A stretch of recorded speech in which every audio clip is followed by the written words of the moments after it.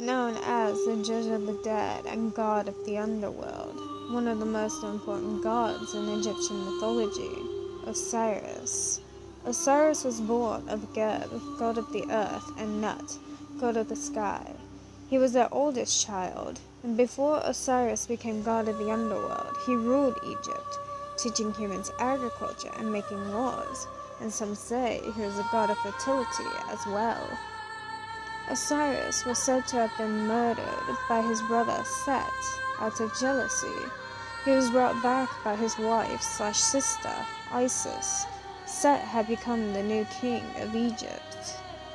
It was said that Isis and Osiris had no kids at the time of his death. Nephthys, Isis' sister, felt bad, so she went on the hunt for Osiris. Set had dismembered and scattered Osiris' body all over Egypt. She wanted to help Isis bring him back so she can bore them a child. As they searched for his parts, it was discovered that they could not find his penis, but had been eaten by a fish, which were considered a forbidden food in ancient Egypt. In order for her to receive his seed, she turned into a kite and flew around him, receiving the package, and became pregnant with their son, Horus. Even though they considered Osiris to be alive, he could no longer be king or rule Egypt, so he decided to go into the underworld and became Lord and Judge of the Dead.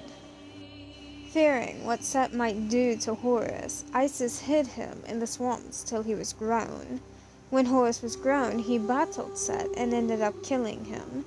Order was restored, and Horus ruled Egypt side by side with his mother. When Osiris arrived in the underworld, Anubis was the king. But after Osiris' arrival, Anubis stepped down and made Osiris the new king. Anubis became the god of mummification, and Osiris would overlook who would enter the underworld.